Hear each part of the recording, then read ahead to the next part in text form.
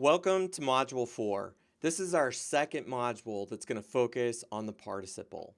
In the last module, we introduced you to the present tense participle and the aorist tense participle. In this module, we're only going to introduce you to the perfect participle, so only one paradigm. And you're going to find that in Chapter 30. The perfect participle is what Mounce calls the combinative participle, and we'll talk more about that term a little bit later. In Chapter 29, Mounce is going to introduce you to different ways that the participle can function. And like we said last week, there are at least 5 different functions of the participle. In the last module, we looked at mainly the adverbial function, and in this module, we're going to introduce you to the other functions of the participle. But before we talk about that, let me point out the perfect participle. You can find the paradigm for the perfect participle in Chapter 30. And so in section 30.6, Mounce gives us the perfect active participle, and in section 30.8, he gives us the perfect middle passive participle. So just like the indicative, the middle and passive forms are going to be identical. And so even though we have 3 voices, active, middle, and passive, you only have to memorize 2 paradigms, the active and the middle passive. You shouldn't have too much trouble with these paradigms if you've really mastered the present and the aorist participle from the last module. So just note that the perfect participle is going to reduplicate just like the indicative, and the tense morpheme for the perfect participle is going to have that kappa in the ending, so just like the indicative as well. Remember, from the last module when we introduced adverbial participles, the adverbial participle will modify a verb. And so in the last module, we told you to translate that present participle as while-ing. And so the present tense is going to express simultaneous action. And so the action of the participle is going to be simultaneous to the action of the main verb that it's modifying. So we're going to translate that while-ing. The aorist tense describes antecedent action in relationship to the main verb. And so we're going to translate that after-ing. And so for our participle, or for our verb luo, in the present tense, it would be while loosing, and for the aorist tense, it would be after loosing.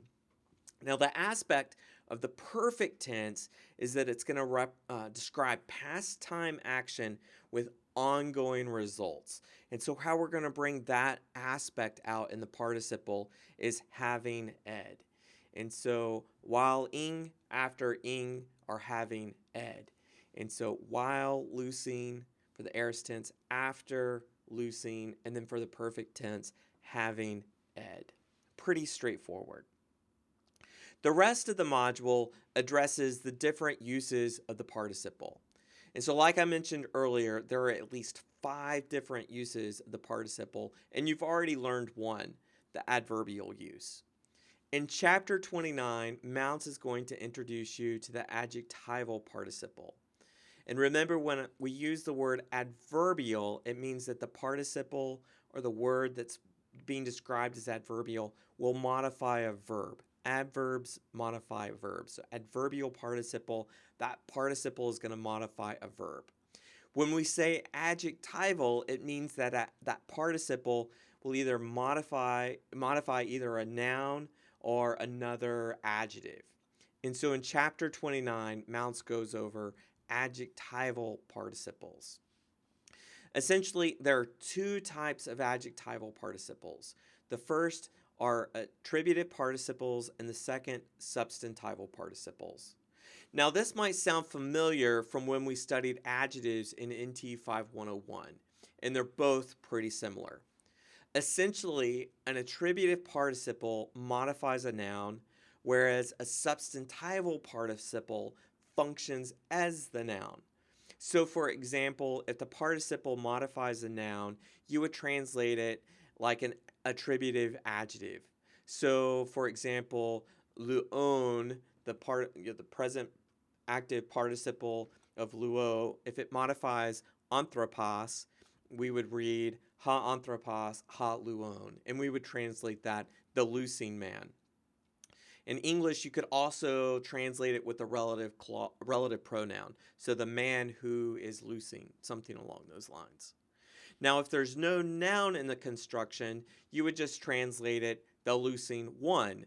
And so you have to insert a noun in English to stand for that participle. So the loosing one. Maybe if the participle was neuter, you could translate it the loosing thing. Now, the adverbial participle will generally be anarthrous, and that means that there won't be an article.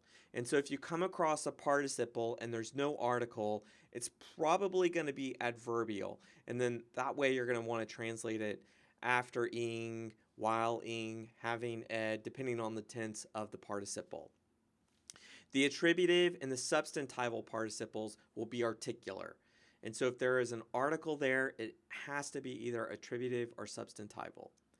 The attributive participle will either have a noun that agrees in case number and gender in either the first or second attributive positions.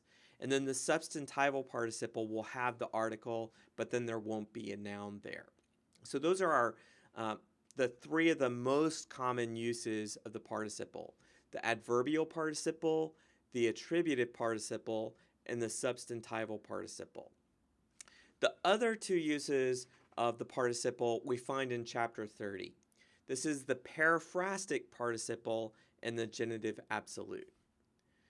Mounce talks about the genitive absolute in section 30.9 through section 30.13. Essentially, a genitive absolute is a participle clause with a genitive substantive and the genitive participle.